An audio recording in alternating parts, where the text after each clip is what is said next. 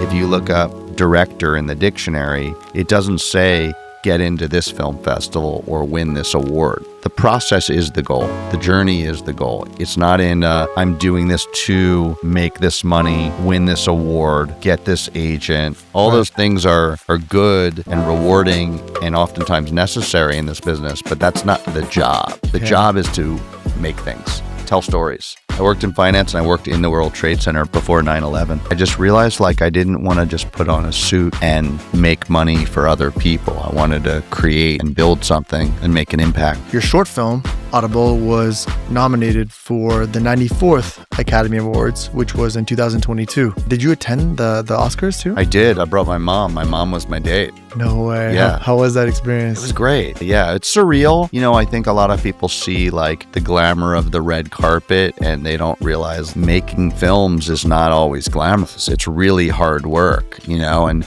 it can feel like manual labor. Getting a film made is really hard. Getting the financing for a film is really, really hard. So do you think in order to sell an idea to a streamer like Netflix, it's a good idea to partner with a production company? I think it depends who you are. I think it depends what the project is. I think it depends what your materials are. I think it depends where you are in your career and do they already know your work and have you had success with that work? The hardest question I've ever gotten is, what's the path to success? And I still to this day, I'm like, I don't know.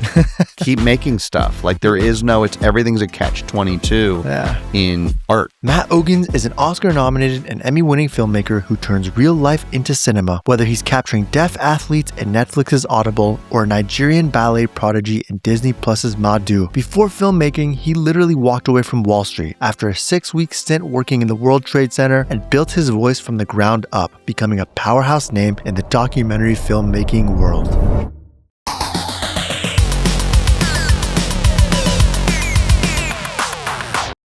We made it.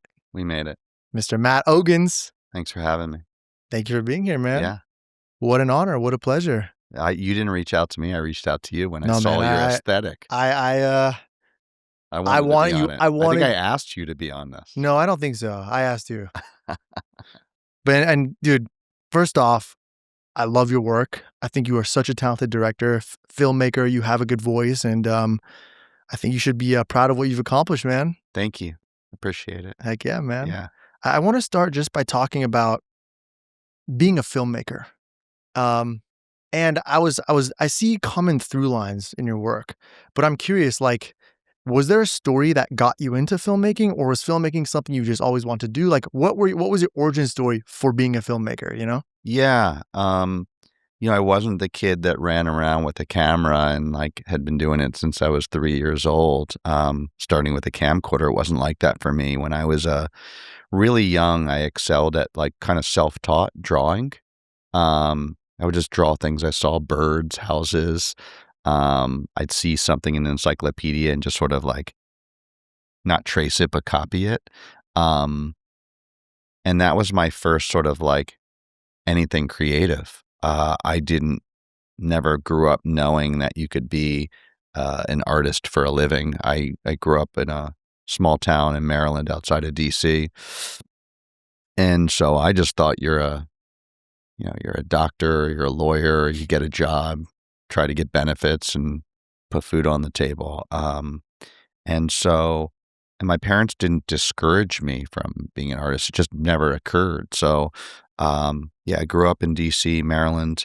I went to college in New Orleans, and I went to business school because my parents didn't tell me I had to. I just thought that's what you're supposed to do. And I was poised to basically like go to Wall Street, and I got a job working on Wall Street in the World Trade Center. What? Yeah. You worked in finance? I worked in finance and I worked in the World Trade Center before 9/11. No freaking way. And I worked there for, I think like it was like a paid internship to start with. And while I was interviewing other Wall Street firms, and I was on a trading desk as like an assistant, and I worked there for 6 weeks. And then quit. And that's the only 9-to-5 job I've ever had. What? I just realized like I didn't want to just put on a suit and make money for other people. I wanted to create and build something and make an impact. And so I just decided I was going to be a filmmaker. It was around that time that I grew up on the bigger films, like going to the theaters and seeing the Star Warses and the What a and the time. Jawses and Grease and things like that. And I started seeing films that were like independent films and moodier films and things that felt really authentic to me and that I connected with, and also by filmmakers I had never heard of, diverse filmmakers from around the world. And I said, that's what I want to do. And so I went back to New Orleans, and one night I was walking out of a music venue called Tipitina's, which is a iconic music venue there. And I was held up at gunpoint with a friend, which sounds dramatic, but it's sort of like rite of passage down there sometimes. Where was this? In New Orleans. Oh, okay. And instead of like, I think I always had an imagination and a curiosity. When I was a kid, I liked to just kind of wander in the woods a lot and climb trees and build forts and just explore with no attachment to a result, just to explore, to kind of be present and mindful without knowing those words. And instead of like, I didn't even call the cops, what I'm going to say, man with gun. Right. Instead of judging the guy, I was more curious about him. And I was curious about like where he came from, how he got to this point, how he was raised, rather than just judging him. And so inspired by that, I decided I couldn't go interview him. I didn't know where he went off to after he took my money.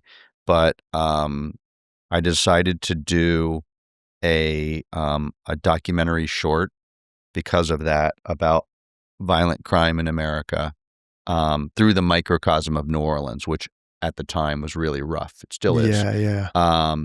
And so I went into housing projects and I interviewed mothers who had lost their kids to violent crime.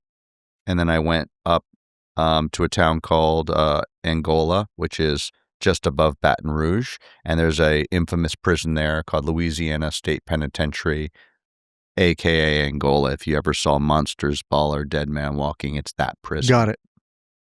And I interviewed inmates there, and I made this short, and that was sort of like I didn't know what I was doing. So that was sort of an initiation and a mini film school. I had no training. At the same time, I read every book I could find on filmmaking. And in the bookstore I would go to in New Orleans, there wasn't a section that said film and TV. It was in different sections, and I read biographies and just read every book. And I would rent like 2 movies a day and watch every classic movie, independent film, things I didn't grow up on and seeing. And that was sort of my film school. And wow. Then after I made that short film, I went to New York. I moved to Manhattan. I took a 1-month course at NYU. It was like a summer course called Sight and Sound. We shot on 16 millimeter. It was like, I think, group of 4 of us, and one person would direct, the other person would be the sound person, the other person would be the cinematographer. Then you'd switch roles, and everyone did a few shorts that summer for about a month. And after that, I just started as a production assistant, right? It was before you just make something and throw it on social media and get a lot of buzz. And before there was a word called viral. And yeah, right. Yeah, so I just started as a production assistant, and it's not always a path to directing. It's not like you keep getting promotions. So I'd PA, I'd coordinate, I'd AD, I worked on music videos, I worked on commercials, I worked on independent films, I was a production assistant on big blockbuster films. How'd you get these jobs at the time? When I started, I knew no one in the business. Yeah, you were in finance. No one. But none of my friends I went to college with or grew up with did this. Right. It wasn't in the family, like no connections. No one. What a story, man. From knowing nobody to being nominated for an Oscar, winning Emmys. That's big time, dude. I just sort of pounded the pavement, right? And just met one person through someone. And one person gave me a job as their assistant, and then they made a film, and I was a production assistant, and somehow someone quit, and I became a second assistant Got it. director. So you built a network of relationships that got you these Yeah. jobs. Yeah. And, there was a lot of times where, like, I had no money coming in. It was Yeah. scary. A lot of weeks of just eating peanut butter and jelly sandwiches and Really? cereal. Yeah, because, at the time I'm living in New York, it's not cheap, and I'm making at the time a PA on an independent film. You're making like $125 a day Right, before right. taxes. And did you have anything saved up from your finance job or? No, I worked there for 6 weeks. I Oh, was a 6 weeks. kid. That's right. That's Yeah, right. yeah, Yeah. yeah, nothing. Summer jobs, different jobs. I had, few bucks, but not a lot. Lived Yeah. in a small studio apartment, and I would make little short films on the side. I'd made a couple of short films, and this is when, like, the smaller HD cameras were coming out. This is when Final Cut was coming out, where you could do things for a little bit less money, and I was introduced to a producer through someone named Jamie Patrikoff, and who's since done a lot of prolific films, including producing my first documentary, Confessions of a Superhero, and my last documentary, Madu. It's amazing. So we won an Emmy together. I was introduced to him. He was doing ESPN's first original documentary series, which was really following athletes off the field, off the court. Before 30 for 30? Way before. Okay. Yeah. This was their first one, and that I would call like their original content. And it was a series called The Life, and he hired me. And I don't know what would happen if he didn't. He hired me, and I directed a couple seasons. I was a director, the first director he hired among a few others, and got to follow athletes all around the country. And just, again, I didn't go to a film school, so just figured it out. We were a bunch of kids just figuring it out. How old was Jamie at the time? Was he like much older than you? Or? No. He's a few years younger than me. Oh, he is? Okay. Yeah, we were just kids in our like late 20s, just figuring it out as we went. But he knew you wanted to be a director. You were into that stuff. Yeah, because I had done a few short films. Including the New Orleans one, right? Yeah, that was before that. I did a couple more on top of that. And so you had work. You had like a little bit of a portfolio. A little bit. Yeah. I mean, it just, I think it was just him meeting me and understanding the new advent of, digital media and HD cameras. And I think, don't quote me, we were the first production to use Final Cut Pro for editing, and it was in beta form. It came in like a cardboard box, and so it was a bunch of us that went on to interesting things. I don't know if you want to include this, but like Ting Poo was an assistant editor at the time. She ended up co-editing and co-directing the Val Kilmer documentary, and does cool, brilliant work in commercials. Heck yeah, dude. Rich Kleiman was the music supervisor. He's now Kevin Durant's business partner and everything. And so we all kind of started as kids just figuring it out. We didn't know what we were doing. Dude, that's so insane. It's really exciting to see where everyone kind of ended up starting with that sort of first show. And I think that was all of our first jobs. That's insane, man. Are you still in touch with all those people? Yeah. That's crazy. So that was my first job. It was cool to see how everyone grew, and we still stay in touch. Yeah, man. Yeah. That's so fun. It's like, it's fun to see where things go and how things develop. And I'm finally slowly starting to see that now, because when I started, I mean, I'm not like, it's been like maybe 12, 13 years for me.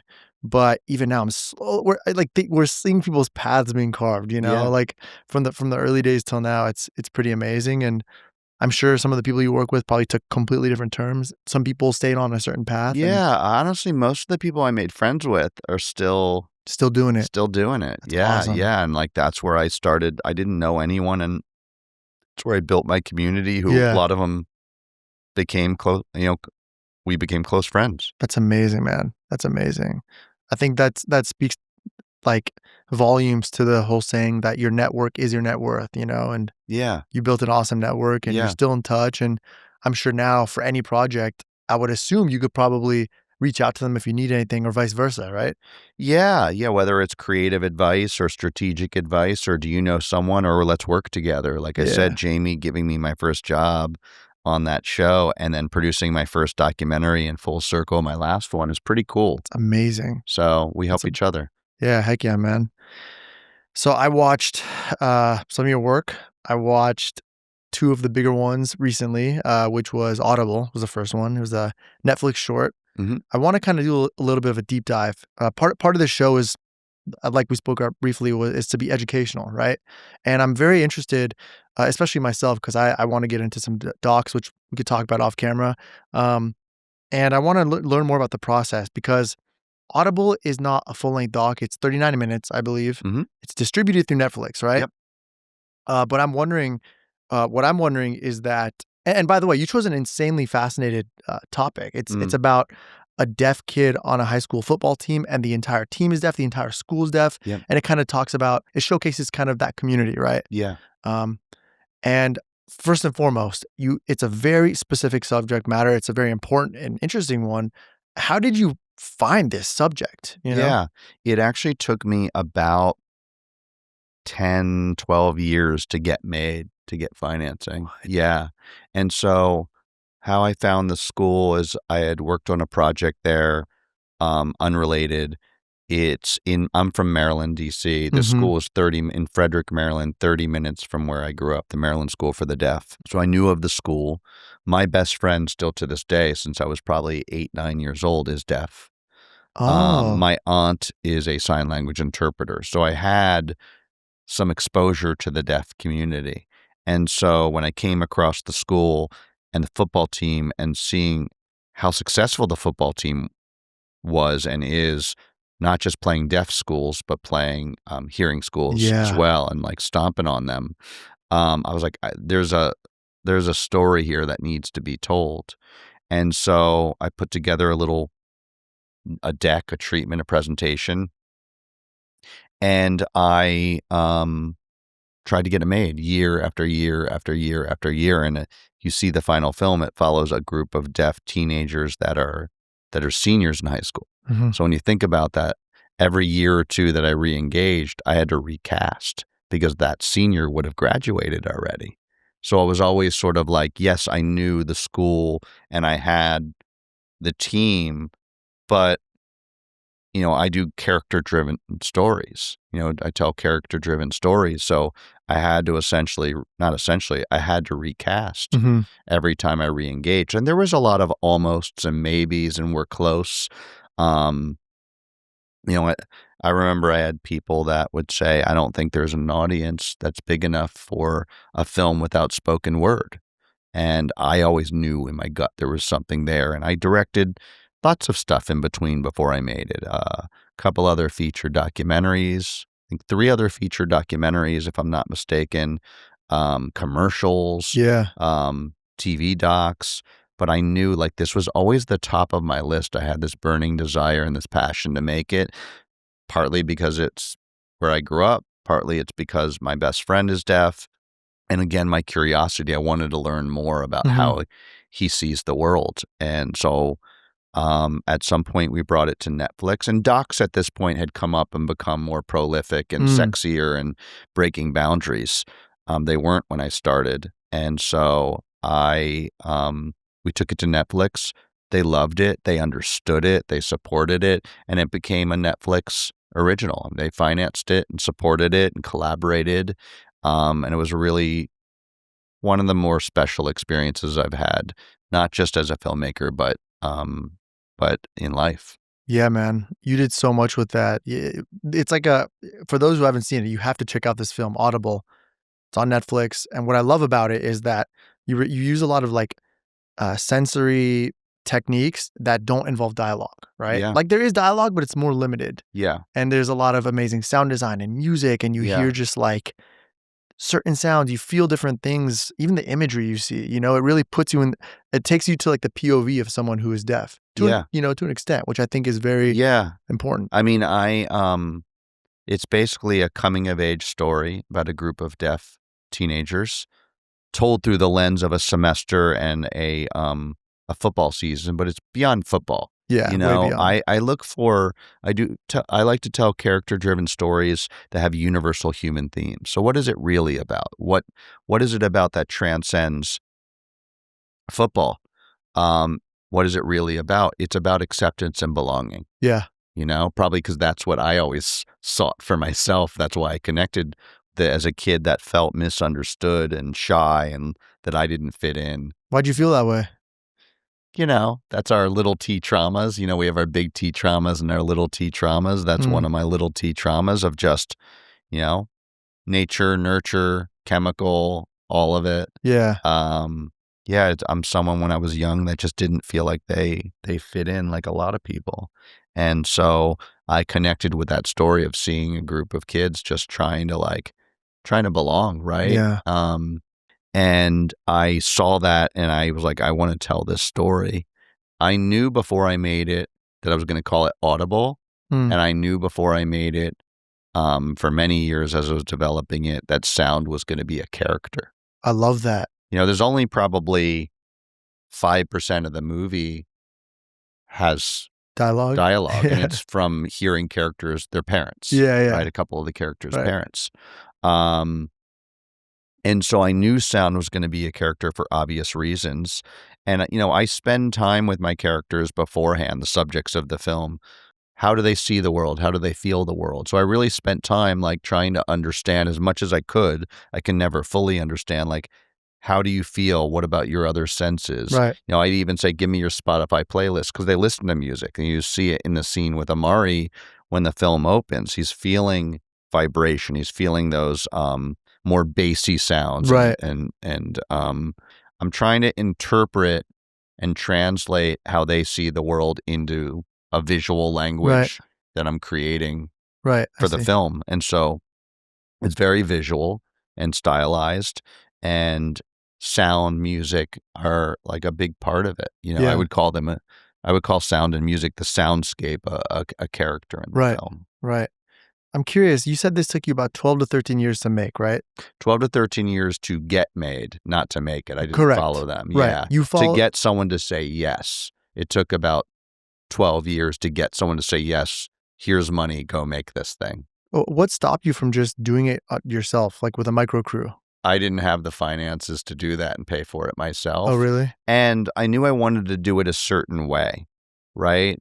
A certain level of production, and make a premium, you know, elevated documentary. And that's just the way Right. if you look at my work, you see a through line of like, it almost looks narrative, even It though it does. feels like a doc. It looks And great. I'm not telling people what to say, Yeah. but just my brain works that way where I see things, you know, when I'm filmmaking, like a little more, I would call it visual storytelling. Yeah. Yeah. Very, very elevated. It's not traditional documentary, even though like what is traditional? Right. You know what I mean? Right. It's very stylized. Yeah. What I'm curious is like for a doc on that level, like a Netflix level production, like what kind of ballpark, what kind of budget you think is needed to make something like that, you know? I hate to talk about budget because it's so subjective, and it's like, do you have a friend that has a camera that's really talented? And do you know what I mean? Like, you can make something for anything. You can make something on your iPhone, and you can make something on your iPhone that doesn't look good, and you make something on that same iPhone that looks great. I'm not saying shoot everything on an iPhone. Right. I'm just saying, like, you know, I'm a little bit, maybe, I don't know if this is the word, pretentious, in that I really nerd out on what type of camera it is and what type of lens it is. And just because something says 4K, that doesn't mean this shooting on the phone is the same as shooting on a Sony Venice or an Alexa LF. You know what I mean? There's a lot more that goes into it. Lenses, of course, but it's hard to give a budget because what size is your crew? Are you shooting it yourself? Is your DP doing you a favor and doing it pro bono? There's so much. So it's hard to do that. But I know I'm going off of what's the end result I'm looking for in terms of a look. And it's a little more elevated. Right. This is going to sound weird. I'm glad it took 12 years. Right. Glad it took 12 years because Amari, who's the lead character, Jalen, who's the gay male cheerleader, Lyra, who's the love interest of Amari, I wouldn't have had them as characters, Right. right? They were juniors the year before that, sophomores the year before that. When I started, they were little kids. Mm-hmm. And so what if I didn't wait? You know what I mean? I think part of the success is that specific story, Right. You right? found very good characters. Yeah, Amari and his relationship of his dad who had abandoned him as a child when he became deaf from meningitis and then came back in his life and they were reconciling. Teddy, the tragic story of him dying. Mm-hmm. Which is, it's crazy. He died on my birthday. Wow. I saw the tomb. I was like, dude, this is. Oh, you saw the date. Or I saw the date. I was like, Yeah. dude, this is crazy. What the so there's a cautionary tale there. So I wouldn't have had that mix of story and character. Maybe it wouldn't have been as successful. Maybe it wouldn't have been impactful. Timing was right. Yeah, so it took 12 years to tell it the right way, and I was a better filmmaker at the time and more sensitive and more evolved as a human. Yeah, it makes sense. It makes sense. Everything happens for a reason, Yeah. And when Netflix comes in or someone like them, are they essentially just saying, hey, here we approve the idea, we approve the concept, here are the funds, people get paid and then we'll distribute it for X amount of years, or is it perpetuity, or how does that work, I think it's always on Netflix.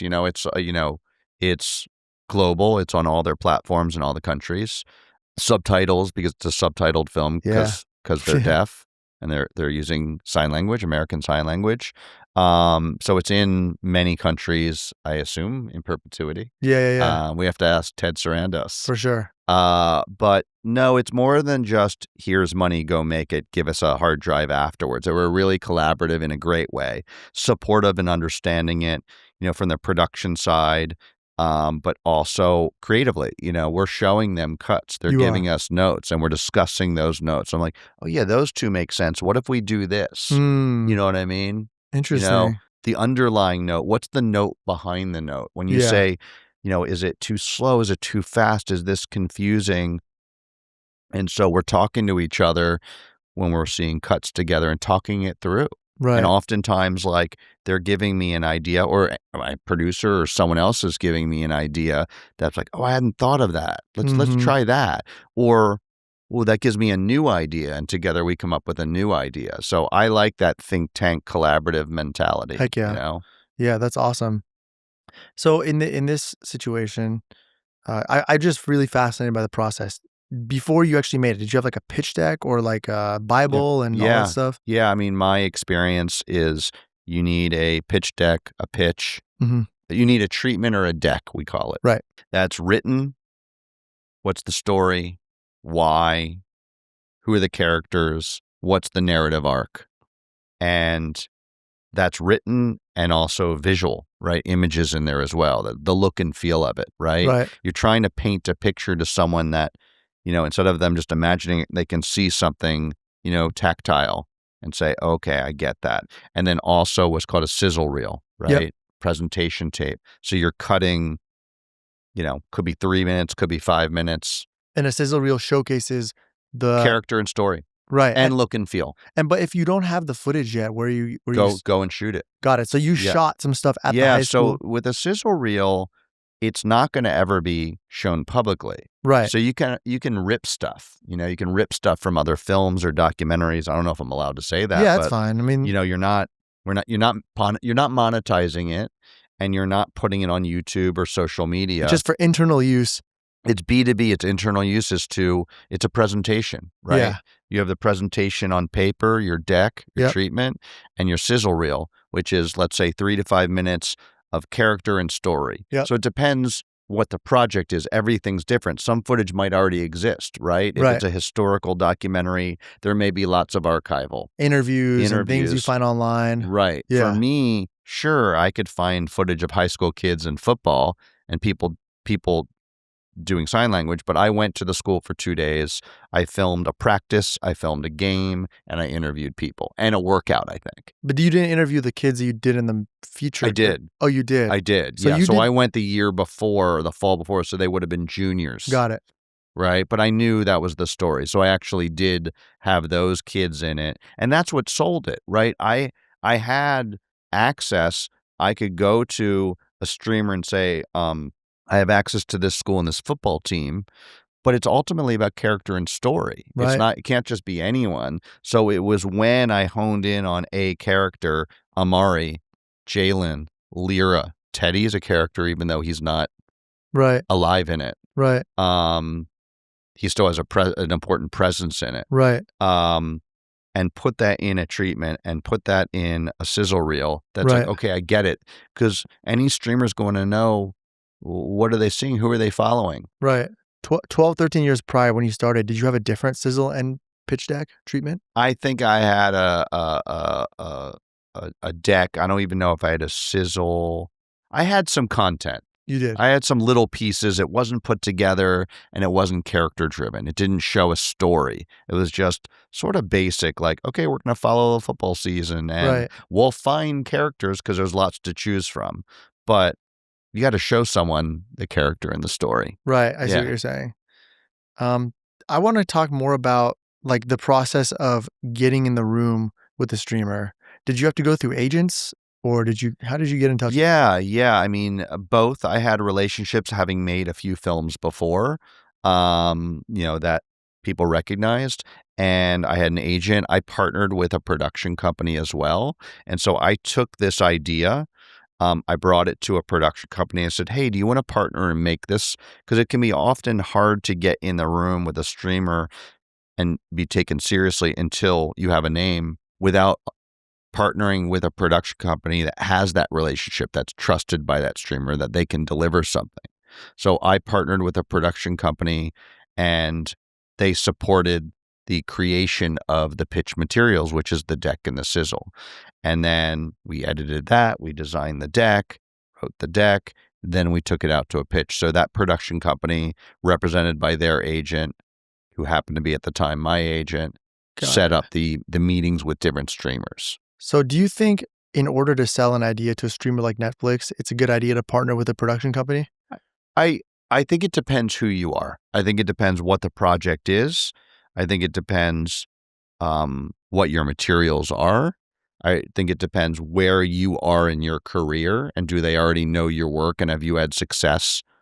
It depends on that. I look at everything as a case-by-case basis. But kind of young coming up, not young, just coming up at any age, I think it's a good idea to partner with a production company up to a certain point, right?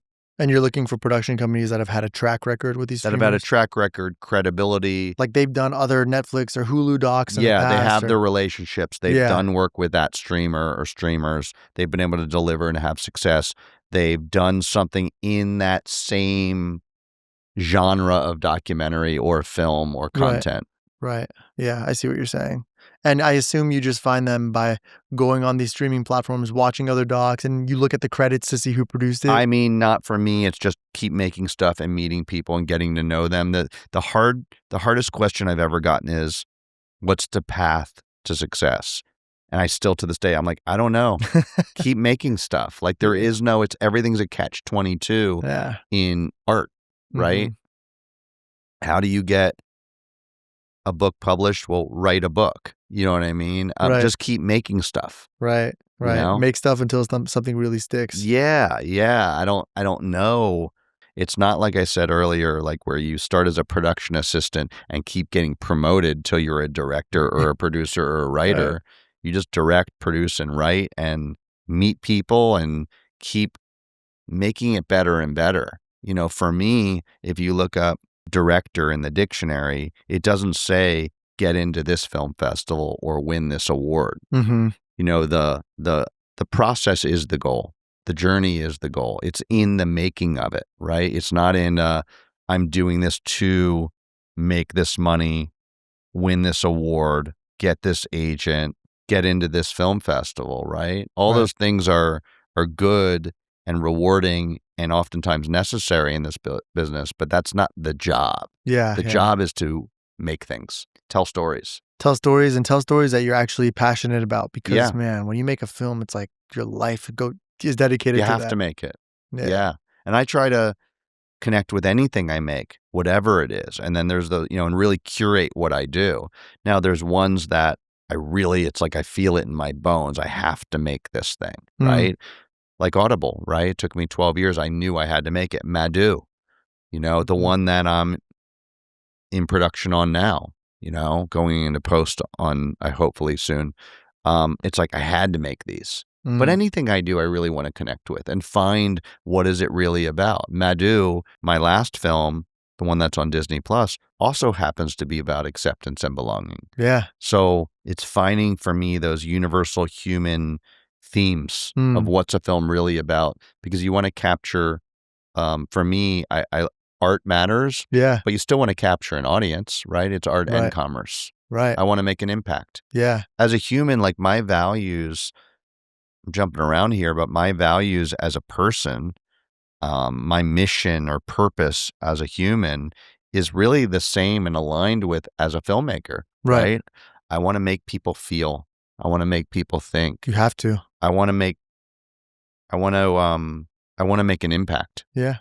That makes sense. I want to be of service, and it took me a while to realize that, like, to get out of self and be of service to others, right?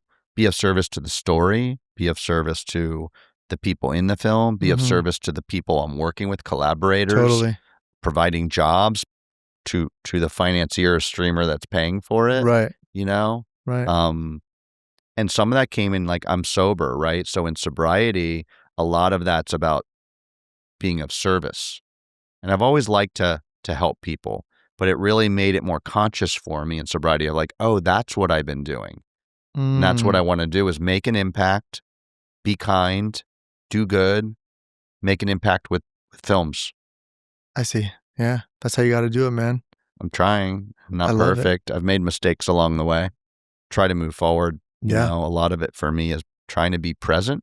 Yeah. Not live in sort of the past or the fear of tomorrow. And that's what I mean by the process is the goal, right? It's this shot, this scene, this sequence, this act, this film, and not be focused on the result or the end. It's like a piece of music, right? Let's say you love a piece of music, you're driving, you're at your house, there's a song, and you're feeling it, right? Some emotion. Is your goal for the song to end? No, it's in it. It's hearing that beat, right. That's what you're saying. right? That instrument, that lyric, right? You're not looking for it to end. Yeah. Right. You're in it. You're like purely mindful and present. So that's what I strive to do in life. It's so hard. It's sort of like, yeah, you never reach the goal, right? But practice. And so getting into sort of like psychology here, but I think it applies to life and film. Right. I noticed, going back to the movie Audible, I noticed that a lot of the film, like that film and a lot of the other ones on Netflix, or even a lot of streaming platforms, are under 40 minutes. Is that because it needs to be under 40 minutes to qualify for festivals and the Oscars? Yeah, for a short. Yeah. It's under 40 minutes, including credits. Okay. Right? So festivals often will have, like, it's, this is the running time maximum. Yep. And for a feature, this is the running time minimum. And so up to 40 minutes is general rule of thumb. And I believe for the Oscars and possibly the Emmys, but don't quote me, check on it. That's the qualification as well in terms of running time. Got it. Was your film, it was basically from the jump, Netflix was on board. They basically, you partnered with the production company and they did the distribution, but did you have a festival run even though they already secured distribution? Yeah, we played at a few documentary film festivals. We played at Hot Docs. We played at Doc NYC.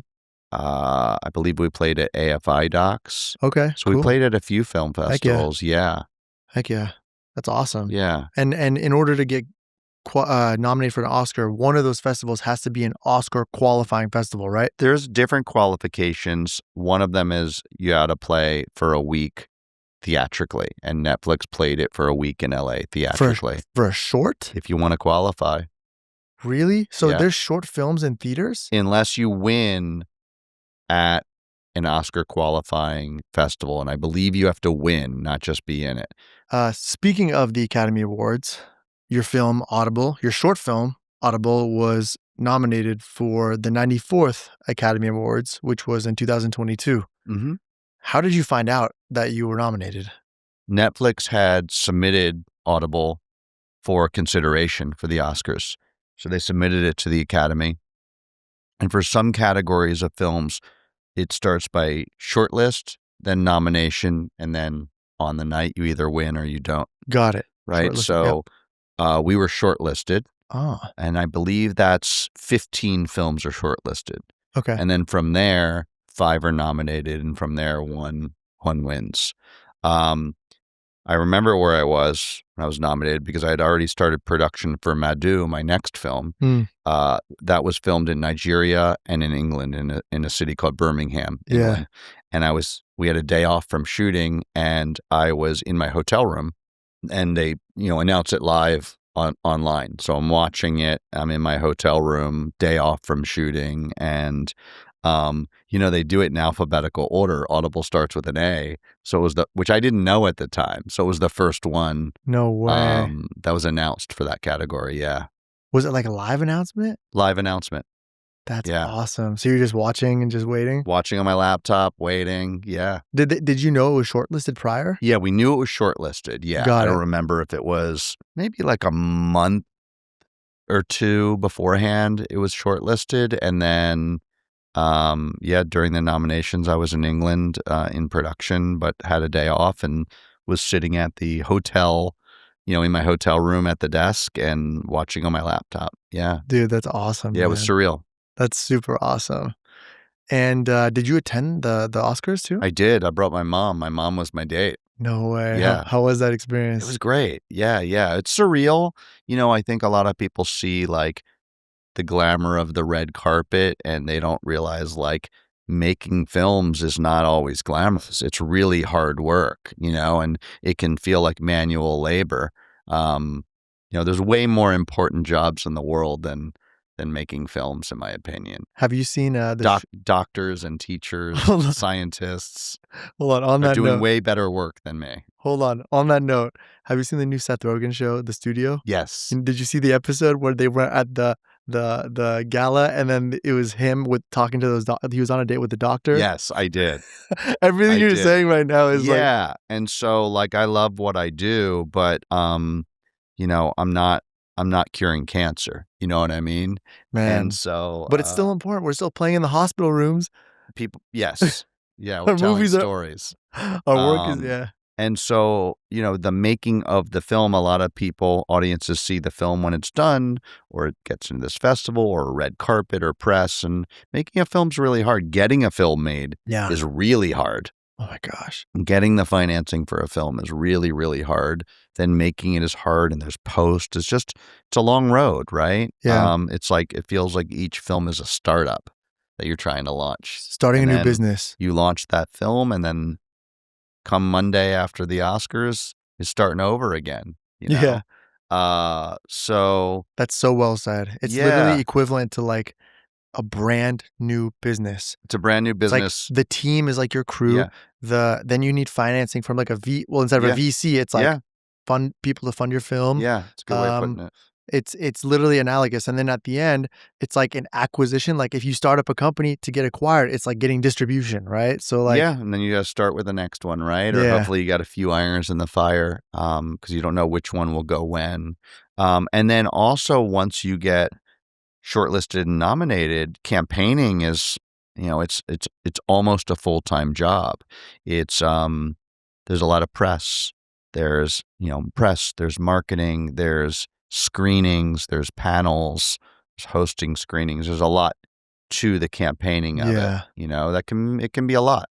Dang, so campaigning alone, but that's not really done with, it's done with you, but there's a whole team behind that, I would assume, right? Oh yeah, in that case, Netflix had a wonderful PR team, and they hired great publicists and an awards team, and a lot of support. But ultimately, I'm sitting on a Zoom or in person being interviewed. Right. Are you just trying to essentially get people who are members of the Academy to to convince them that your film deserves to win. Yeah. You want people to watch it, but also audiences, right? You're still Mm. building an audience, I Right. want to reach as many people as I can and hopefully make them feel something when they watch it. Yeah, you want people to go home, go on Netflix and watch your film. And have empathy. I mean, especially with a film like Audible, right? Right. One thing I learned from the kids in my film and learning more about the deaf community is that it really is a community and it's a culture and they have their own language. Yeah, totally. Let's fast forward to your more recent film, Madu, on Disney Plus. This is about a Nigerian boy who wants to be a ballerina or ballet dancer. Yep. Right? And in his, at his home, he's kind of a little bit bullied for it. It's not really seen as, I guess, masculine in a way. Yeah. And he posted a video that went viral. And that video, I mean, it went super viral. It was him doing like ballet dancing in Nigeria, right? Recorded on someone's phone. Yep. Clip went crazy. I remember seeing that clip. Yeah. And maybe 4 or 5 years ago now, maybe. Probably about 4. Yeah. I remember that very clearly. I didn't realize, I had to put 2 and 2 together during the film because they talked about it as well. Yeah. But I'm wondering, with that film, did the success of Audible lead to this film or? Yeah, I mean, it helped open up doors, for sure. I mean, with that film, the origin story of that is Jamie Patrikoff, who ended up producing it. One night, he saw this clip before it went viral, and the clip was of this boy. He was 11 years old at the time, doing ballet. It was raining out. I think he was barefoot, mud on the ground. And he's doing pirouettes. And he didn't have a lot of views. I think it was under 1,000. And he sent it to me. Just probably popped up into his feed. And he texted it to me. It didn't say a name. It didn't say a country. And he didn't even say, let's make a film, although he's a producer. So he's probably thinking that, let's explore this. And he knows my aesthetic. And the look and the body language of, his name's Anthony, was this confidence. It was like he didn't have a care in the world. And I wanted to know who the kid was.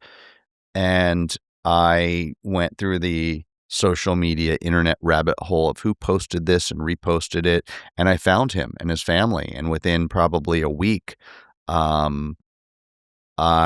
was on a FaceTime with him and his family in Nigeria. How'd you get in touch with them?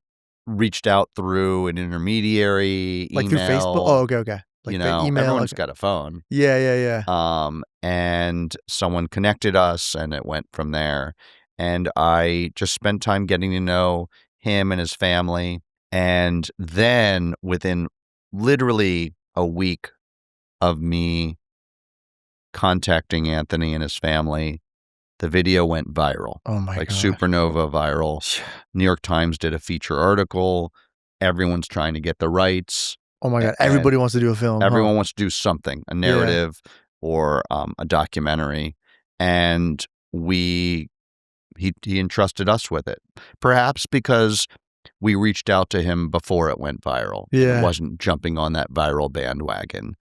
And I put a treatment together, a deck, about Anthony, about his story. Like you said, it's not culturally acceptable to be a male ballet dancer in Nigeria. You tend to just go to work, follow in your dad's footsteps, try to help put food on the table. His brother plays soccer. You don't see a lot of male ballet dancers. And he lives outside of Lagos, a couple hours away. So small community.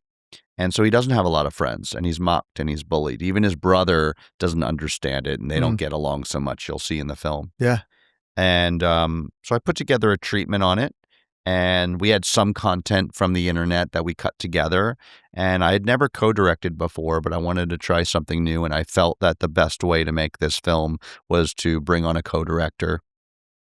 And so I talked to a lot of filmmakers in Nigeria, and I saw a piece of work. It was a VR film, VR short that a filmmaker named Kachi Benson made, and got on a Zoom with him and really connected with him. I saw something in that short and also something in his personal story that felt like it related and connected with Anthony's story in the film. And so that's the origin story of Madu. And we went and shot a little bit more with Anthony, spent a day with him, day with his family, and put together a sizzle reel. And then we went out and took it to streamers and had interest from several of them and ended up working with Disney Plus, who financed it. And similar to Audible, was not just here's the money, go make it, but collaborated with us, supported the film creatively, logistically, and financially. Yeah. What's interesting about Disney Plus is that it's like it's a platform, with a lot of content tailored towards kids. But this to me feels like it's kind of in between. Like it could be consumed by kids, but it's a very adult and mature story too, Yeah, it's not dissimilar to Audible, right? You Yeah. know, you can be a 9-year-old and watch Madu or Audible, or a That's true. 90-year-old. You That's know what I true. mean? And Yeah. so that's just the work I've done. I wanted to get a big audience, and like that, those themes, like I said, of acceptance and belonging 100%. relate to everyone. And 100%. so, yeah, both those films, Audible and Madu, have an edge to them, Yeah. where, a kid can watch it and an adult can watch it. You made an interesting point about creating a sizzle reel, Mhm. and how powerful that can be and how important that is now to sell your idea. Right. So if I'm a doc filmmaker and I want to go pitch a doc to someone, I for sure need a treatment, right? The treatment breaks down what it is, why this is important, who are the characters, Yeah. what makes the characters important, and then the sizzle reel And the story. and the story. What's the narrative arc you're following? And it's a documentary. You may not know the ending. Right. In a doc, you follow, if it's a historical doc, which I've also done and love, where it's, the event or stories already happened and it's more interview and archival based. Yep. You may know, you'll know the ending. With this one, in a doc you follow, You may not know. I don't know in Audible if they're going to win or lose a game. In fact, they, in the first game in Audible, they lose their first game in 16 seasons. Insane. I don't know where Anthony's going to go. In fact, when we pitched it to Disney, we kind of only pitched Act 1. We pitched Anthony, his family, his life in Nigeria. All of us knew he was going to go somewhere, right, with his ballet. Now, that somewhere might have been downtown Lagos, performing on a stage there. Right. We didn't know he was going to get a scholarship to a prestigious ballet school in England. In fact, you see it in the film, you hear it in the film, That's that phone amazing. call. So we didn't know that, but Disney entrusted us. They saw what we saw, that there's a story here and this kid's going to go somewhere. So you don't always know Right.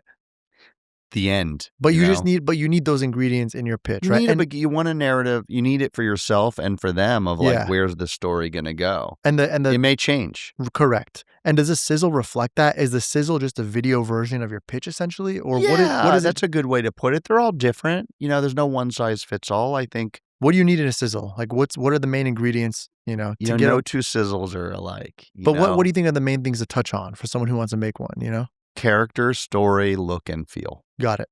Yeah. So when you're So saying it is an interpretation of your treatment in a way, and in a way, and what I call a sizzle is it's an extended trailer of a film you haven't made yet.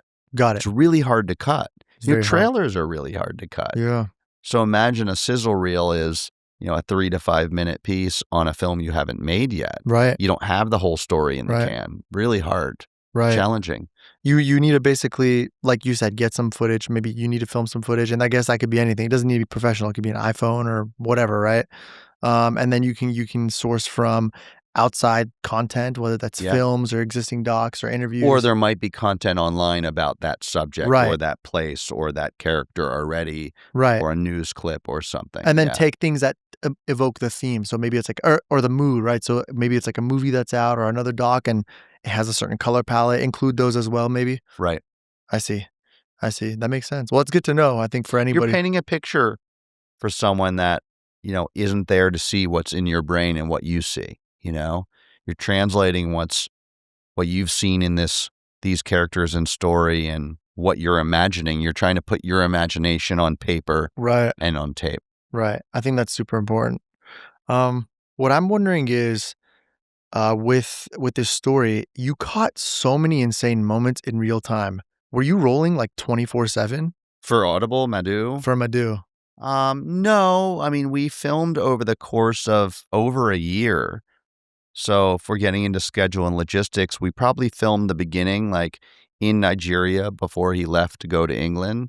He was like 12 years old, right? He's 12 years old at the time when we started. He had never been on a plane before. His family doesn't get to go with him. So we're watching him in his last week or so, getting ready emotionally, physically, packing, um, you know, seeing his neighborhood for the last time in a while, and getting on a plane with him alone, Man. traveling to a new place alone, capturing his nerves, his excitement, his anxiety, his fears, because if the film's about acceptance and belonging and big, seemingly impossible dreams, in Nigeria, he doesn't have friends. He doesn't have a community. He has his family. Mm-hmm. His mom's his biggest cheerleader.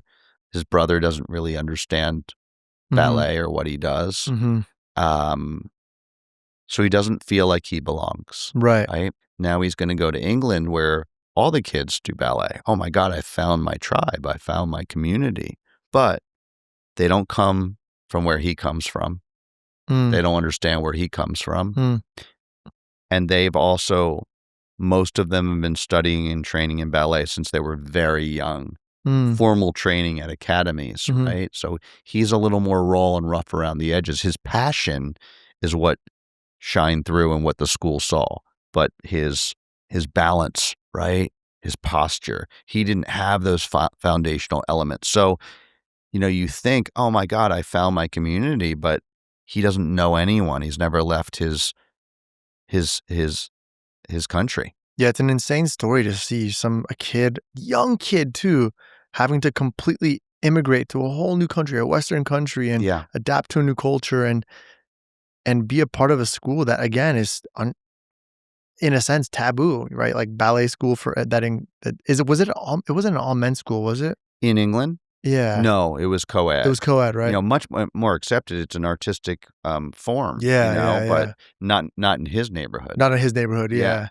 Yeah, that's insane, man. And so he's still trying to find his place and be accepted and belong, even when he's at Elmhurst Ballet School. Right. He's still trying to figure it out. Right. Is he good enough? He's comparing himself to others, to himself. Right. He still had struggles. Yeah.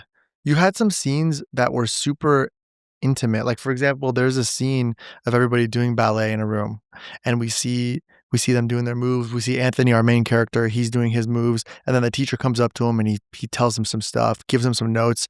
The cameras are so close up. Are you like in there with like closed lenses, or are you kind of wide? It depends. We spent a time with him before cameras were rolling in Nigeria, just walking around the neighborhood and getting him used to us, getting him to trust us understanding him. So hopefully the goal is for him and everyone to forget about the cameras. Right.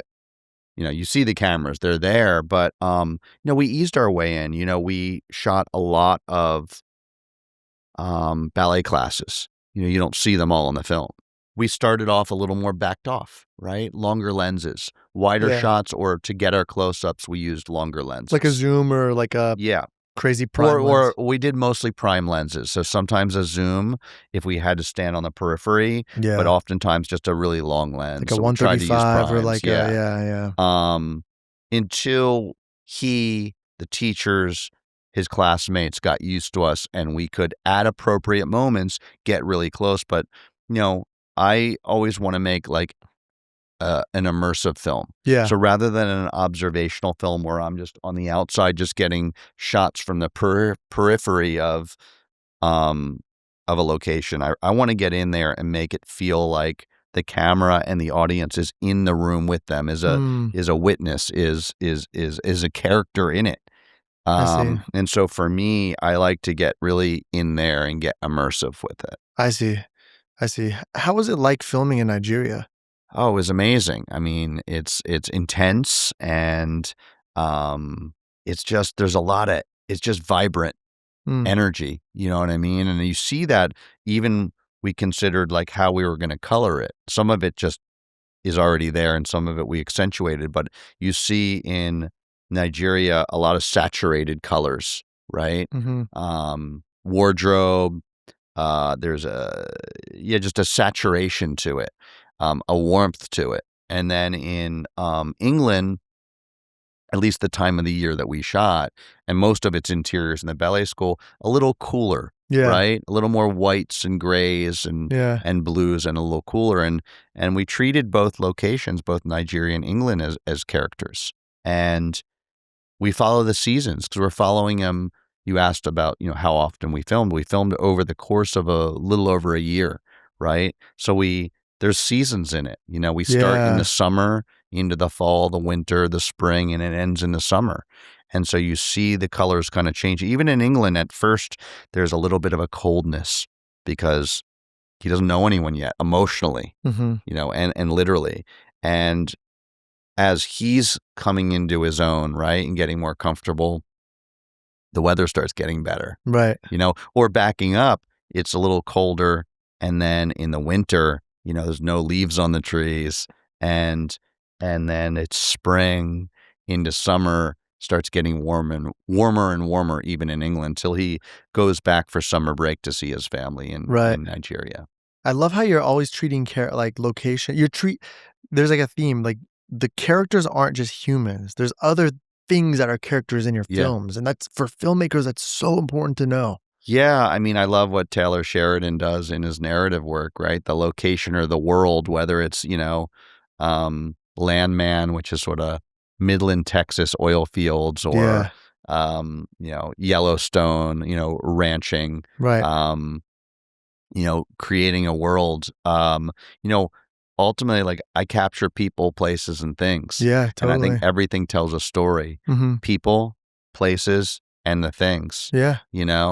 This button, right? Yeah. It's just a thing, right? Right. Where did it come from? Who made it?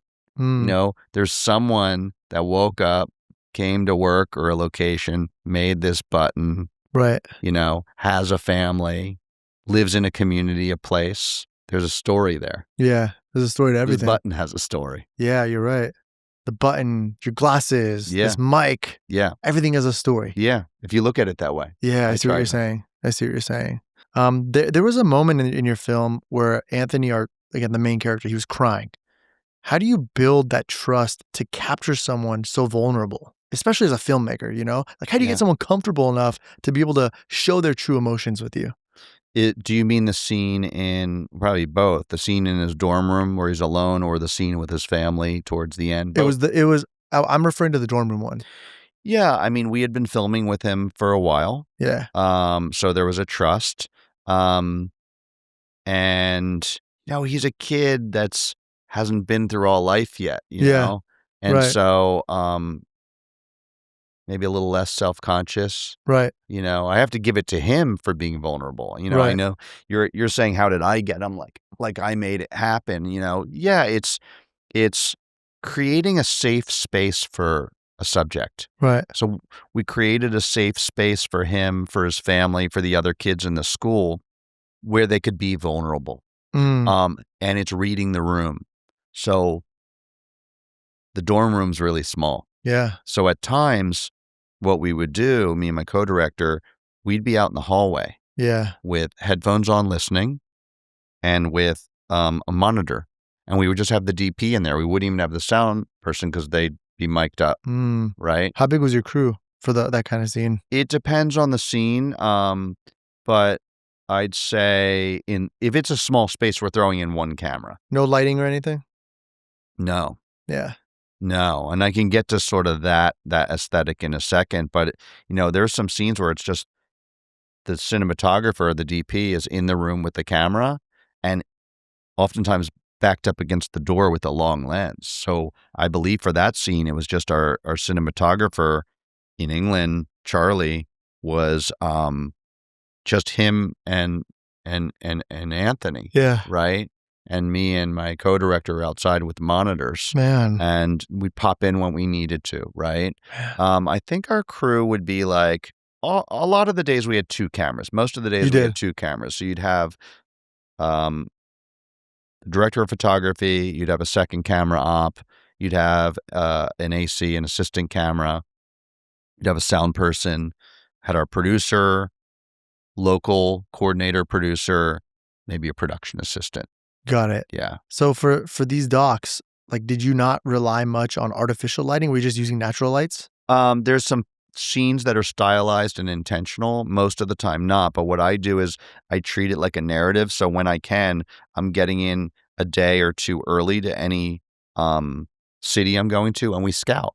Yeah. We scout. So I'm looking at Anthony and his family's home and their courtyard. In England, I'm looking at dorm rooms, the cafeteria, the ballet classes. Right. And I'm looking at, okay, where are the windows? Where's the natural light coming in a window? What's it look like at night when it's dark, right? Right. Does that lamp need to be on or not?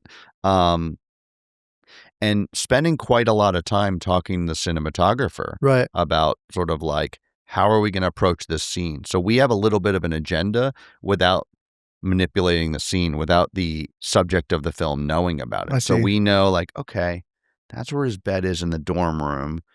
When he's over there, we should be over here, you know, in a classroom. Let's say he's got a ballet class. Okay, we should be over here. We should favor this way, especially in a ballet class. There's a lot of mirrors, Right. and we don't want to see our camera and our crew. Right. And so where we are, just being mindful of that, Yeah. you know, as much as we can. Now, what we don't know is where's the person going to move in a room. We don't know what they're going to say. We don't know what their emotion's going to be. It's so amazing. Like, a doc is so different than a feature, you know? A lot more footage too. Oh, and then there was some scenes, you know, I did this both in Audible and Madu where they're intentional, like they're stylized sort of montagey moments where we might light something like the end credit sequence so cool of I love Anthony. But I'll tell you something like that seems unbelievable, but at the beginning, the cold open of Madu, when he's dancing by the fire, that's not staged. We were packing up, we were shooting with Anthony and his family. He was like in his pajamas going to bed. And across the street, I see someone burning some trash, right? They have a fire going. We're packing up our cameras away. And I'm like, hey guys, let's go shoot that. Might be an element somewhere. It's really cool. And we started shooting it. And I'm like, let's get Anthony to come over here. Anthony comes over. We didn't even tell him to dance. He's just watching the fire. I think he's in his pajamas. Now, people in the neighborhood see a camera, they come out. So even the guys lined up the motorcycles, they just pulled up. All that crowd of people pulled up. And sure, we're directing the scene, but we're not. Anthony's just dancing, right? Yeah. So that wasn't like, hey, let's start a fire and have him come out and dance. Right. That scene at the end, that's more intentional, right? That's a little more crafted. There's a scene in one of the dance rooms at the ballet school after he finds out a medical condition with his eye where it's got what's called a sterilites, or these colored lights that are sort of, we have them flashing. That's more intentional. But we go in when he's doing something else, maybe in the cafeteria or a class, we're pre-lighting that, very minimal. So when he comes in, it's already there. He's not seeing the building of it all. Yeah. Right. Pre-lit kind of in a way. Yeah. Yeah. You mentioned a lot about, you know, having a co-director. What's it like to have a co-director? What are the challenges? Yeah, it's challenging in that, like, most co-directors, as we know, have been doing it their whole career, right? You don't usually just start it in the middle of your career. But I felt, and my partners felt, like we think we can make a better film if we combine cultures, you know, and we collaborate. It's like a collaboration of cultures, and having someone that understands Anthony, because you come from the same place. In fact, my co-director there's different tribes in Nigeria. He's from the same tribe. Oh, he is, huh? Yeah. And we brought, you know, I don't want to bring on a co-director that does the exact same thing I do. Right. Different skill sets. So what did he bring to the table? Well, I brought more experience. I'd been doing it longer. And the storytelling and the look and feel of it. He brought culture, right? He understood Anthony because he was Anthony at a certain point. Not ballet. For him, it was documentary filmmaking, which also is not generally accepted as a profession, right? And so he taught me a lot. I hopefully taught him a lot. And together, each one of us could have made a Yeah. a good film. Mm-hmm. But maybe together we made something even better. It's epic, dude. That's super Yeah. epic. And it's elevating other people, right? If I can take someone that maybe doesn't have as much experience as me, being of service, like we said, and helping him and elevating him. Right. And trust me, like I learned stuff from him too, For sure. you know, You both learn from lot. each other. For sure. If What- you're open to that. Did you ever clash on ideas? Not really. No. I mean, we both knew the story we were telling. There'd be moments that like, should we do it this way or that way? We didn't get in any fights. There was Nice. challenges like anything, but yeah, those challenges often bring out even better ideas. Heck yeah. You know, maybe I have an idea and he has an idea, and they're like, "Oh wait, there's this third idea." Yeah. You know, Right. It blossoms from the first two. yeah, Yeah. Let's talk about editing. In documentary films, like we know, some things are very impromptu. Things just pop up out of nowhere. You might expect one thing, and then the next day you capture something totally different. How are you planning for your edits? And is a lot of it just done after you film the footage or get the footage? yeah. For me, I mean, every film's different, but we didn't have an editor on standby the whole time. It's just budgetarily, you can't keep someone on that long. I mean, maybe some films can, but I think that our editor started 2 months before we wrapped production. So we had a good 3/4 of it in the can. The way I work, I don't know how other people work, is I'll sort of outline the film before I start. Okay. It's going to change Okay. a million times, but I know he's a ballet dancer, so we know we're going to film at his home. Okay. We know we're going to film with his family. Oh, he goes to church. We're going to be a church scene. We know he goes to school. There's going to be a school scene. We know he's going to practice ballet in his courtyard or on the street. We're going to film that. We know he's going to get on a plane. We know he's going to have a packing scene. We know he's going to arrive at school. So there's certain anchor scenes. We know he's going to have ballet classes and there's going to be a summer performance at the end. So there's certain scenes that you know there's an arc. So I list those scenes in an order. Is it like act 1, 2, 3? Like act 1 has this, act 2 has this? Yeah, I try to do it as an arc with an act 1, act 2, act 3 before I even start filming. And it's a working document and it's constantly changing because, oh, this thing happened. Oh, he has a new friend here. Oh, he's going to visit that friend. So I'm adding new scenes. So now that basic framework is getting more detailed. Instead of like 5 scenes per act, it becomes 10 scenes per act. So it's some of them we don't end up doing. Some of them new scenes come up, of course. So it's always a working document. And so you're rewriting that story before you shoot, while you shoot, and a lot in the edit. Yeah. Right. And so that outline is changing. How detailed does it get? Are you putting? It gets more and more detailed. The only thing I'm not putting in is what someone says. Oh, that was my next question. You're not putting interview stuff in there? I'm not in my outline putting the interviews in that outline. Now, once the scenes are done, I can describe the scene. Anthony breaks down. There's this conflict. There's this triumph. This thing happens. They talk about this topic. Got it. Okay. But I'm not, for me, necessarily writing, time code here.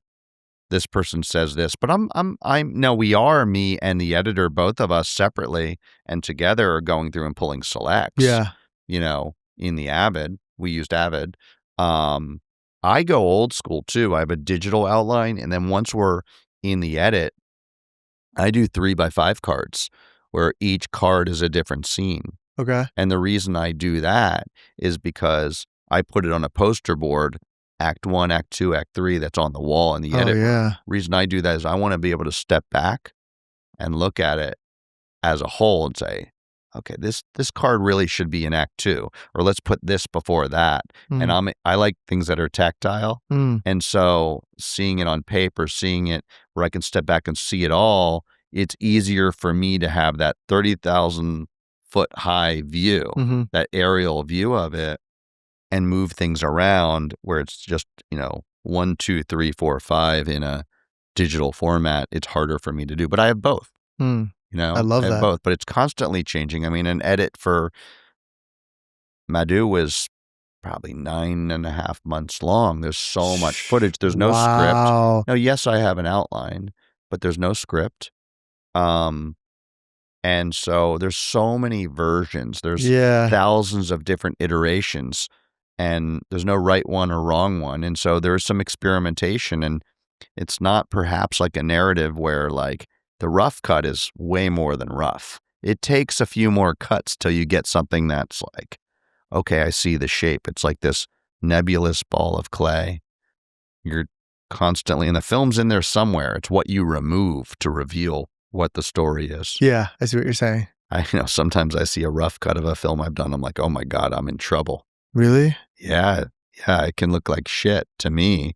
And like, then there's fear. I'm like, oh my God, do I have something in here? And you just got to trust the process. Yeah. Remember, it's not the result. It's the journey is the goal. Process is the goal, and keep refining it. And then, okay, now I have a cut. Now let's flip it on its head. Let's try something different. Let's, not literally, but like, let's put the end at the beginning. Yeah, let's right. Like, go a little nonlinear. Let's play with this. And then there's, wow, I love that scene, but it doesn't fit the narrative. We gotta cut it out because there's a certain running time you're trying to hit as well. I can't imagine how much you have to cut out for a doc. A lot. Things that you love and things that don't work, that actually the scene works, but it might not work. Yeah. In the narrative. Yeah. When you're planning your interview questions, how do you come up with the right interview questions to elicit the answers that you want to get, I don't know that I'm trying to get an answer because I don't know it. I mean, there's certain things, maybe that have already happened. Yeah. And I want them to describe it and I have to try to get them there. But in a way, I'm an unlicensed therapist. Right. Right. I just go in, what am I curious about? What do I want to know? Are you asking the questions directly? Yeah. Yeah. Got it. So I'm writing interview questions, but not in that traditional journalist way where I'm just looking at, a piece of paper with questions. I'm writing them, have them, down there, by my side or sometimes in my back pocket. It just gets my mind going. But a lot of it for me is listening. Yeah. Talk less, listen more. Because if I go right to question 2, I'm missing the follow-up question. Yeah. It's in the follow-up questions. Right. For me, and it's in listening and giving space and pausing, because when you think they finished that answer, they might be thinking and have more to say. Or it's in that look, that body language, because 80% of communication is in the body language, not in the words. And so, even us sitting here today, you're asking me questions and I'm answering, but how am I sitting in my body language and my facial expressions? Your subconscious is picking up on my subconscious, and that energy. So I write questions.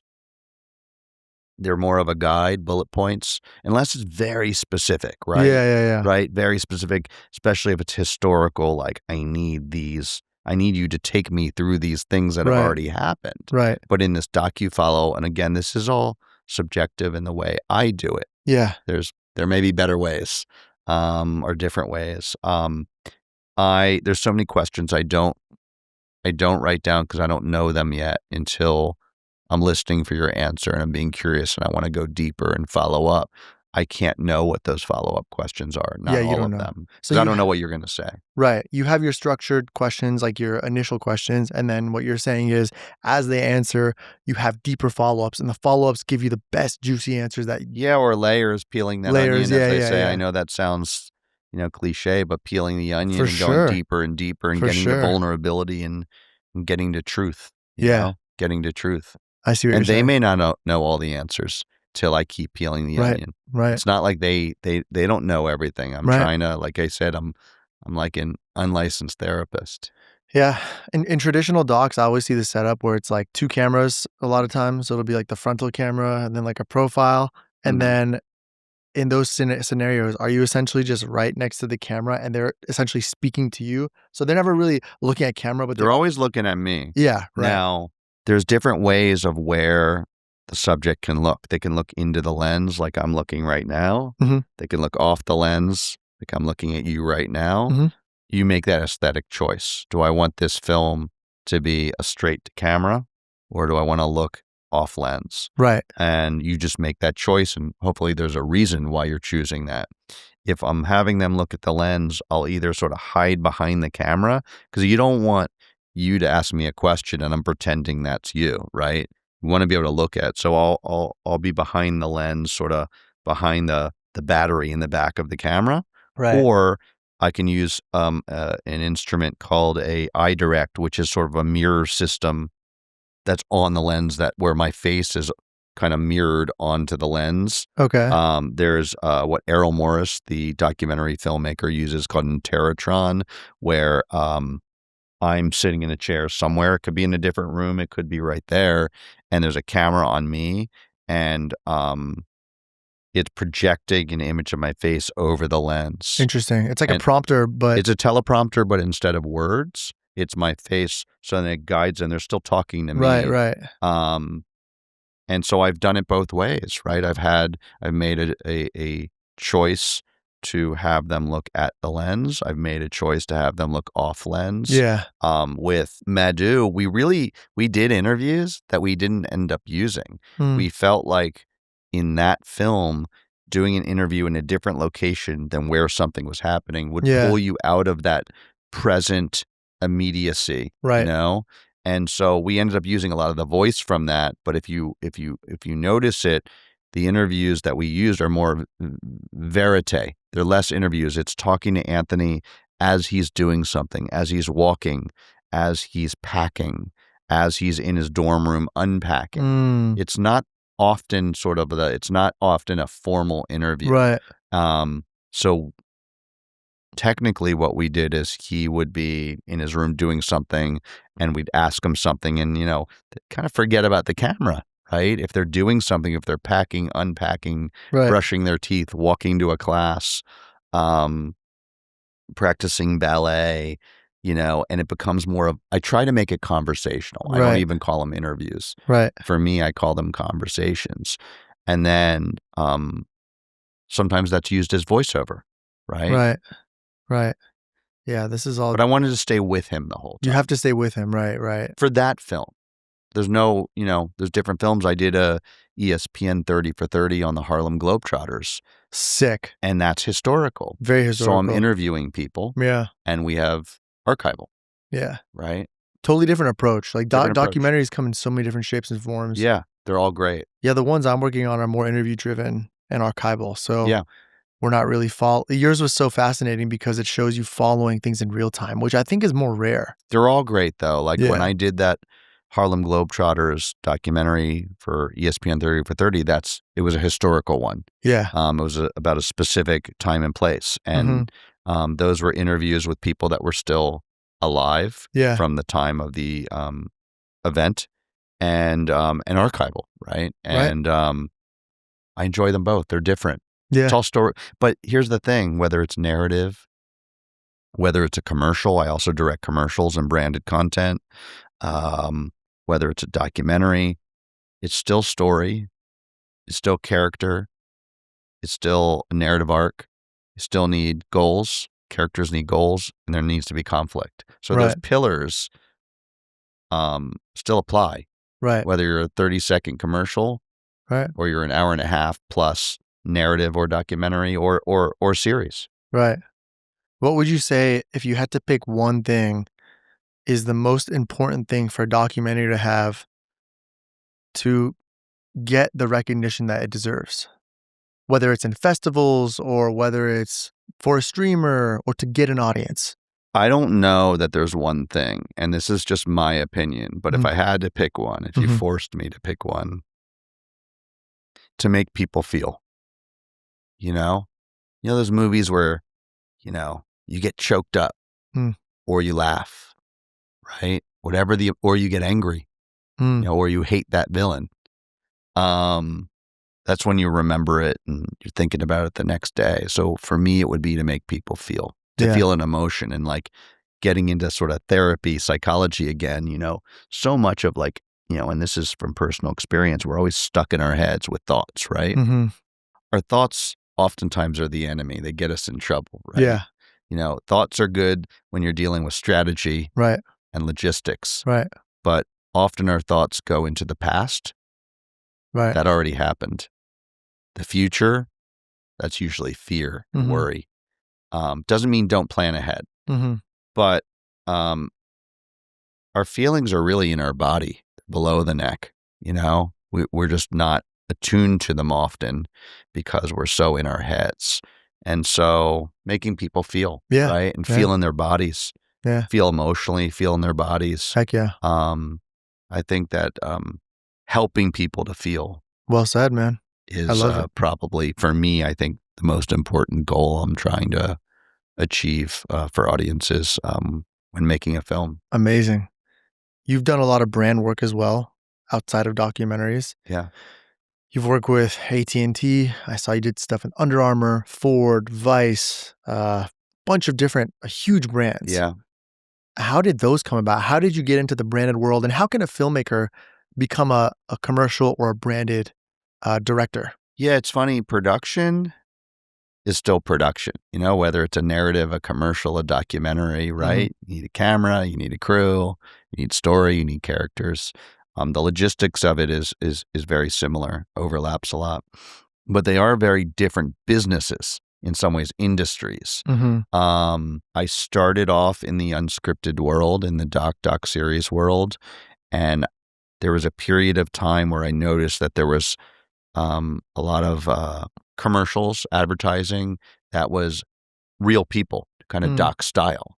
And so I cut at the time little scenes, little moments out of my doc work, short pieces, and put a reel together and went and met with commercial production companies. And the way it generally works, the standard fare in the advertising world is you have a commercial production company that reps a roster of commercial directors, and they're trying to get them in on bids to bid on commercials that clients, meaning the brands, and their ad agencies that represent them are going after. We need a director to direct this new campaign for this new product we have. They'll go out and look at a bunch of reels and settle on 3 to 5 directors, and those directors will pitch back to the ad agency their take on their vision for that commercial, and then write a treatment, make a treatment, not a sizzle reel, but a treatment. And ultimately that agency and that brand says, we want you, director. And then you collaborate and make it with them. Right. And so I was picked up by a commercial production company, and it's changed. There's hybrids. There's, straight to brand work, and it's not always through a production company that you're on the roster of, but that's the traditional way that still holds true a lot, and that's where I am. I'm on a roster of a commercial production company. Did you have to reach out to multiple companies? I've reached out to multiple companies, before deciding to choose one. Sure, I choose a company I want to go to, and they have to choose me too. It's like dating, right? It's all relationships. But who, what I'm curious is, are you doing a lot of the outreach first, or do they come to you first? Both. Both, I see. Yeah, it could be both. I've gone to companies that I respect and love their work and the directors they represent and their brand ethos, and had companies come to me. Once you get into the world, and if you're making commercials, then, like anything, they may come to you. Yeah, I see. Yeah. A month ago, I'm directing scenes for my new documentary, and I just got back from Vancouver the other day, coming off of a 3-day shoot for a commercial. That's awesome. And I like both for different reasons.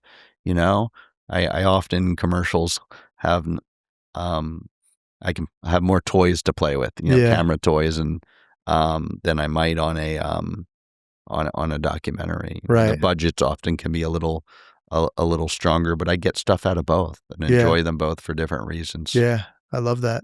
And so I've always been able to kind of go back and forth between the two worlds of branded content and long form, and sometimes they meet in the middle. I did a documentary before Audible called Home and Away, talking about location as a character. I found the closest high school in America to the Mexican border, to the U.S.-Mexican border. And it was in El Paso, maybe 50, 100 yards from the border with Juarez, where a quarter of this high school, the kids live in Juarez and cross the border every day to go to high school in America, in search of, that American dream, if that exists. Yeah. And a brand paid for that.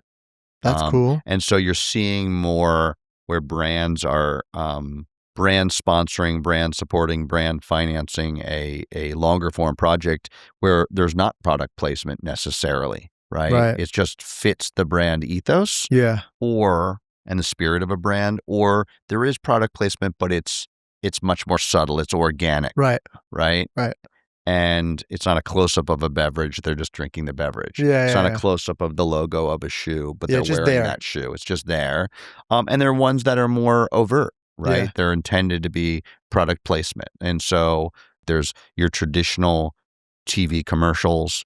There's your traditional long-form films and series. And there's a hybrid of both. Right.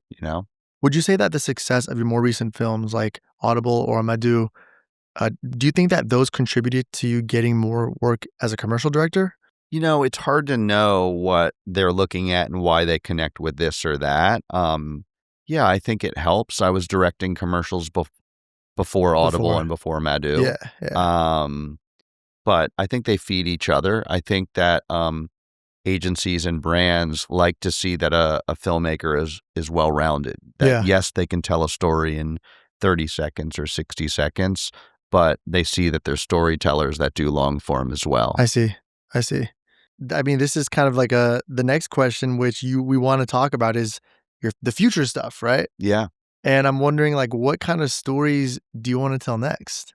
Oh, that's a good question. I mean, I'm working on a documentary right now that is a love story set in war zones. It's about a particular couple. It's about a female war photographer and I guess you'd say a humanitarian aid worker, right? Who's a medic, and they meet in Iraq, and when ISIS is invading in 2018, and I don't want to give too much away. Do whatever you want. Whatever you're comfortable telling. He is tragically killed in Ukraine when they're married, and they fell in love in Iraq. And they got married, and he tragically died in Ukraine. And so that film is about grief, healing, and love. Far from over. I mean, we finished principal photography, but there's a lot more to go. There's some more shoot days. There's a lot of editing. I love it. It'll be a minute.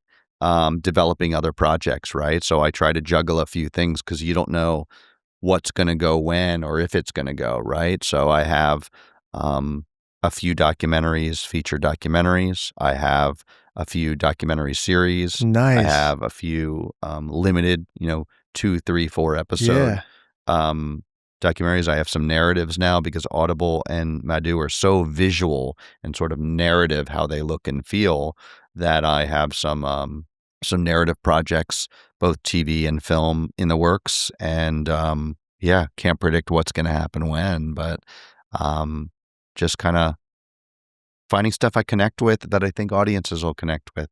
I would love to see you do a movie, like a narrative. I can't wait for when you do your first narrative. We'll see. Yeah, that's awesome. It to me, always, it's still, like I said earlier, it's character, story, conflict, goals and dreams. What's the look and feel? I think that applies to any story, right? Yeah. And so whether that's narrative, whether that's unscripted, whether that's a commercial, whether that's a book. I mean, a single photograph, a piece of art, a sculpture can tell a story. Walking into a space. So I kind of look at everything as story, Yeah. I love it, man. I got one more thing for us. Whatever you want. You ready? Yeah. All right. This is the surprise you were referring to. This is the surprise. Okay. All right. Switching up the vibe here. Yeah. Different color palette. I like it. Different tone. So, Matt, I got a deck of cards here. Okay. In this deck, there's 50 questions. I want you to just whether you want to shuffle, pull the card on top, whatever you want to do. I just want you to pick one card. Okay. You're going to pick one card. You're going to read the question out loud. Okay. And I want you to answer from the bottom of your heart. Yeah. Cool? There's a lot of pressure because it's like you want to pick the right card, but what does the right card mean? Well, I don't want you to look, so I want you to just use your instinct. What's the most meaningful compliment you've received about your work? Only because I get really shy and humble about compliments. That's the only reason I feel weird about it. I can tell you hated when I hyped you up earlier. Oh, I get so uncomfortable with Why? that. Yeah. I don't know. I guess I don't I don't know. I like being behind the camera and just telling stories, and I remind myself that I'm not making a film for myself, right? And Yeah. so I don't want to get a lot of attention. I get a little uncomfortable with that. I kind of like this where our conversation's going because it's so real. But okay, like let's just say, is there something that you've been told that really landed with you? Yeah, I mean, I'd say if my goal is to make people feel, right, to make an impact, and that's my goal, then that's the compliment that means the most to me, is when someone says, wow, you made me feel. If someone watched Audible, and I've had a lot of people reach out, both in the disabled community and not, just the people that didn't feel like they fit in. Yeah. They felt like they were outsiders or a misfit. Like I grew up feeling like an outsider and a misfit. And I still do. I like it too. Yeah. Heck yeah. I like it too. I Heck used yeah. to not when I was a kid. I'm like, nah, I like it. That's awesome. If someone that feels like they didn't fit in watches Audible or Madu and says, wow, you made me feel like I belong, and that it's okay to be different and unique, and there's something special about that. Yeah. When someone got the message of the film, and it made them feel something, That's a great answer. Made an impact on them. Yeah. Great answer, my friend. That's my goal. So that would be the compliment that means the most. Beautiful. Yeah. Well, thank you, Matt. Thanks for having me. Thank you for being here. No, I love it. I love the aesthetic here. Thank you, man. I like that you care about craft. I do. Right? I care about art and aesthetic and design, and maybe that's pretentious. I don't know. I nerd out on it. And so how it should be, man. The space you're in can tell a story. And I don't know. I just appreciate the craft that you put into the space. Thank you so much. That's like that to me is the biggest compliment. Yeah. Honestly, I wanted to make something that's unique, never been seen, something that people can, when they watch it, immediately kind of catches their attention, because we're unfortunately in an attention economy right now, right? Yeah. Like seeing who stops when they're swiping. Yeah. How can I get them to stop? And I feel like hopefully this can do a good job of that, and more importantly, help unearth stories like yourself, man. Like you have an amazing story. You've done so many amazing things, and dude, your knowledge on like the things you said today are so valuable. And I hope, like, even for me, like what I learned already is incredible, right? I can't even imagine what all these other people who are going to watch this episode are going to learn. Well, I don't know everything about everything. No, but I'm just sharing my experiences. They're subjective. I don't know everything about everything. I only know what I know. None of us know everything. It's just like we all have our own experience, and your experiences are going to help so many people. So thank you, man. Yeah. Seriously. And whether this gets in there or not, a lot of story comes from pain. You know what I mean? Like not just the character's pain, but my own things that I've been through. Yeah. I think sometimes making a film is like therapy too for me, right? Mm-hmm. I'm working through my own pain, my own stuff. Yeah. Yeah. I'm growing as a human as I'm growing in my career, right? And I'm going to falter and make mistakes and try to repair those mistakes and repair them with other people, and just try to be kind and compassionate. And the best filmmakers are the ones who have the most life experience, in my opinion. That's, I don't know but and exploring the world. Like I love to travel, I've been fortunate enough to be able to see so many places in the world and meet so many people that I normally wouldn't get to. Yeah. So it's taken me all over the world. Heck yeah. And I like to travel a lot in my personal life. It feeds my soul. I love it. Because I like being curious, and I like learning from people, and you can learn from everyone. You can learn from mistakes. That's where you mostly learn. Right. And learn from other people and other places and other things. So Heck yeah, Yeah. man. Well, thank you for being here. Thank you. Thanks everyone for watching. If you're new to the show or if you're a returning listener, you know what to do. We need to subscribe. We need to like. We need to get this popping on all platforms. If you like what Matt has to say, stick around because we're going to have a lot more amazing guests from him. I'm hopefully going to have you back again in the near Love to be future here. and keep the conversation going, Yeah. man. Love it. Very Thanks grateful. again. Thank you, brother. And I need your help with one thing, okay? Yeah. Can you help give a big round of applause to ourselves? To Please. ourselves. Yes, to I don't ourselves. usually do that. I'll give a round of applause to you, not myself. My brother, it's on the card. Read that card right there. All right. This is to us. Fair Thank you. enough. Appreciate you, brother. Thank you. Appreciate you. I'm very grateful to be here.